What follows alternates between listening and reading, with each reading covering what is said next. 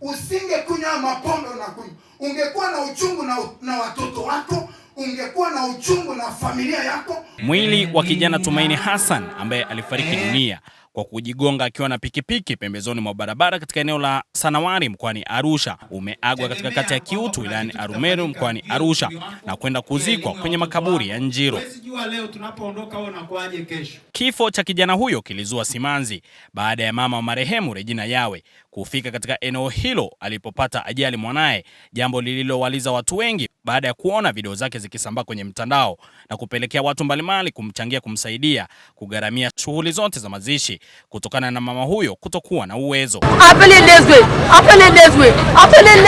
Kijana amekufa kifo cha ajabu. Kwa nini? Historia fupi ya mtoto wetu Tumaini Amiri Hassan kuzaliwa.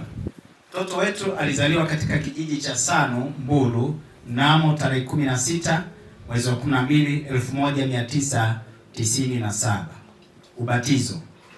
Kijana wetu alipata ubatizo katika usharika wa kanisa la Ukombozi Olasiti Arusha tarehe 5 mwezi wa 3 2017.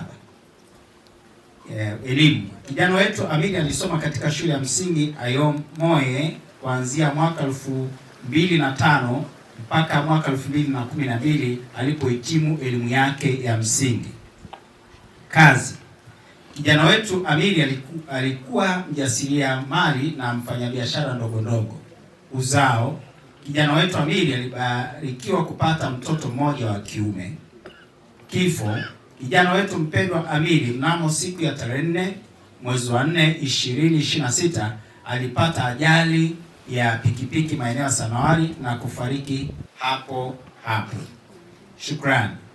Familia ya Bibi Regina inatoa shukrani za dhati kwa wananchi waliokuwa karibu mara baada ya kijana wetu Amiri kupata ajali, kuhakikisha inafanyika mawasiliano na familia yake. Pia familia inashukuru jeshi la polisi kwa kufika kwa wakati na kuchukua mwili kwa ajili ya kuhifadhi. Pia tunashukuru huduma ya mbingu dunia. Biblia ni Mungu na Mungu anaona mbali. Ndio maana Biblia nasema mtoto mpumbavu ni mzigo kama maji. Kwa nini aseme kwa baba? Kwa nini asiseme kwa baba? Kwa nini aseme kwa mama? Mwenye uchungu na mtoto ni mama bwana. Ni mama. Ungekuwa na uchungu usingekunywa mapombe unakunywa. Ungekuwa na uchungu na watoto wako, ungekuwa na uchungu na familia yako, usingekunywa mapombe unayokunywa. Usingekunywa. Mtu anamaliza 10,000 kwa siku. Na si tu kwamba amefanya kazi, labda amepewa tu mahali. Maana afanye kazi, anagongea. Badala upate 10,000 ukimbize nyumbani mwambie mama Mungu amenitendea muujiza. Watoto wale chakula leo. Unaenda kwenye pombe ambayo hata ngwali. Dogi. Yaani tuwe na akili eti. Tuwe na akili watumishi wa Mungu. Shetani anatutenda kwa hila. Ni vizuri na sisi tukasanuka. Vijana wanasema kusanuka. Shtuka wewe. Shtuka mpendwa, shtuka. Niliona kwenye mitandao baadhi ya watu wakawa wanazungumza kwa kudhihaki. Unajua kichaa huwa mara nyingi anafurahisha kama hatoto kweli. Wakati mwingine mtu akasema sasa bibi anawachukua watoto kwenda kuombesha waende kuomba stendi. Ngoja niwaambie kitu kimoja. Hakuna mtu mwenye maisha mazuri anaenda stendi kuomba. Ukimwona mtu yoyote yuko pale stendi anaomba ni kwa sababu hana. Angekuwa nacho angekaa nyumbani. Siku zote kwenye maisha haya tusicheke matatizo ya watu. Maadamu wewe upo una watoto wanatembea, usidharau mtu. Penda watu, ishi na watu kwa heshima. Lakini wachungaji niwashukuruni sana. Mfanye kazi njema.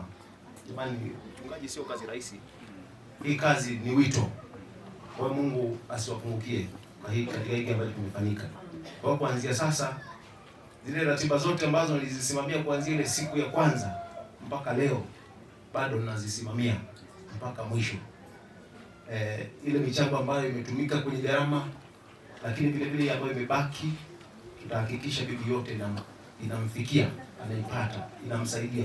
Yaani bibi usijali. Na kuna mama mmoja alisema kwamba baada ya hapo kwa sababu bibi ana shida ya mguu niwasiliane naye ampeleke hospitali. Lakini kuna watu mbalimbali ambao walitafuta wakisema kwamba wanataka kumsomesha mjukuu. Katika haya mazingira yote, hata kama una roho mbaya kiasi gani, nenda tu pale Mount Meru hospitali, afu angalia wale wagonjwa wale walivyolala pale, utapunguza roho mbaya. Kwa hiyo tujifunze kutenda wema kwa kila mtu bila kujali. Mimi sina ndugu na bibi, simjui. Mimi ni mwandishi wa habari, ningeamua kufanya kazi zangu huko kwenda na angeniuliza. Kwa hiyo mimi ninafanya, hakuna mtu anayenilipa. Mafuta anayeweka hakuna mtu anayeniwekea.